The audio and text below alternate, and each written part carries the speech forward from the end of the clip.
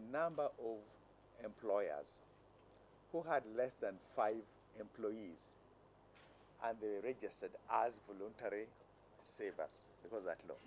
When the law changed, they transited into mandatory savers because now the law allowed them, the law required them to be mandatory savers.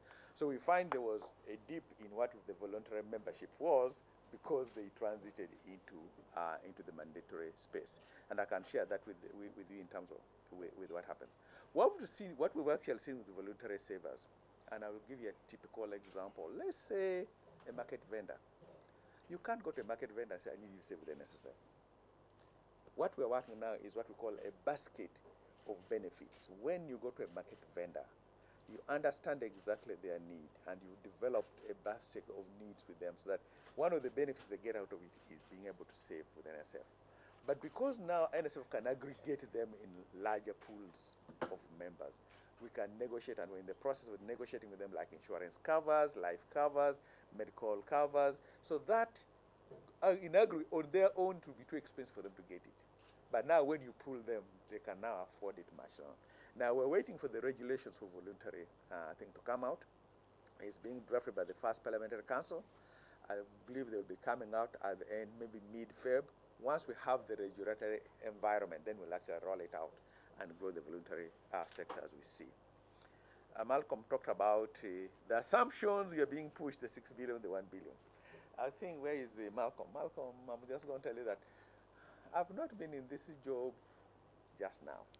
I've not just worked in this environment. I'm not talking about at a personal level. I've worked actually in different markets. The last thing anybody can do is push me. For the simple reason is, the only thing I really do have is my reputation. And the good thing is, people can write whatever they want. People can allege whatever they want. The test against a lie is time.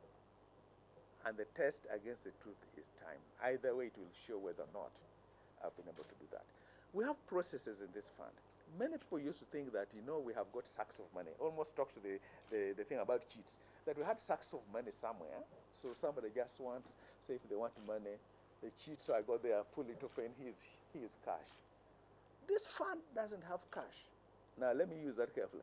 We have money, but it's not cash that you find sitting anywhere. And I'm going to give you something that will shock you. I used to be CFO, and so this number is I'm very sure about. We replenish petty cash branches wide. Some branches are small, 500,000 shillings. Some branches are bigger, 1 million shillings. Head office here could be 5 million shillings.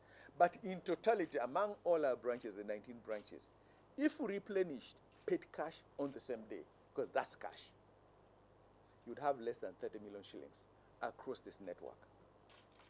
Now, which means if you colluded and you wanted to lay your hands on that 30 million shillings, you have to collude with all the 19 branches. They make a checker. They agree with you and say, yeah, as soon as the money comes, we're taking this off, and you take it off. That's cash. Otherwise, for the rest of the things, there's no cash.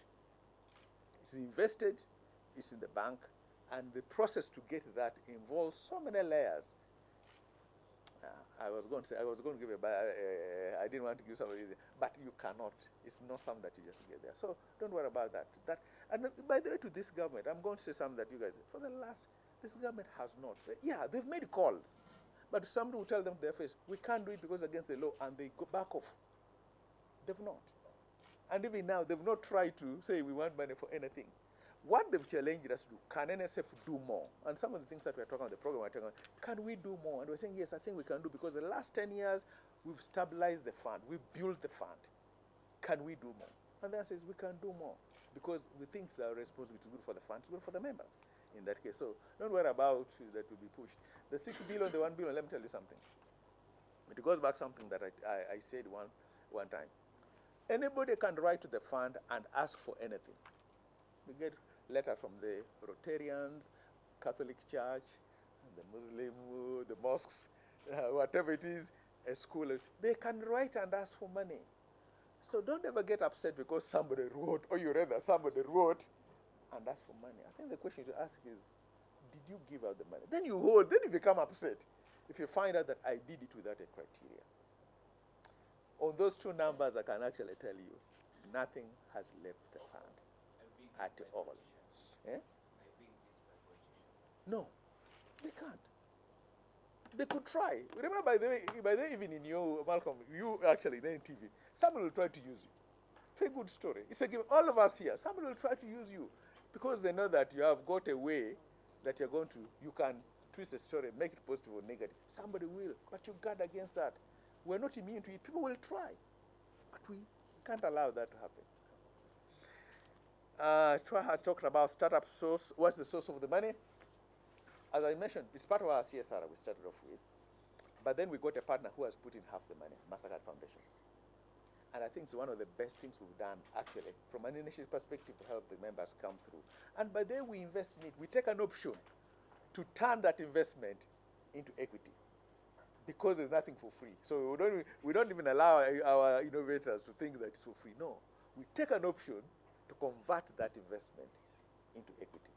So in a way, it's actually long term in the way we are approaching it. In fact, what my thing is, I think we can bring more money, bring other partners. So if we can actually develop and do that, I'm actually a chief beggar, and have other partners join us. We have more money available for our entrepreneurs in this country because they need to. In terms of the monies you need on Umeme, I don't have the numbers itself. We can actually avail that for you. I'll ask the finance department if we can give you how much we've actually earned in dividends over the last, since Umeme's IPO. Many people are wanting me to comment about Umeme. We can't. We're the largest shareholder, and we have a responsibility to this country, to the company, that we do not make any comments that will be skewed as a direction for Umeme. But in terms of members' money, investments in Umeme, I think I can actually say it is safe because there are safeguards that we put into place, whether or not the concession is renewed or not.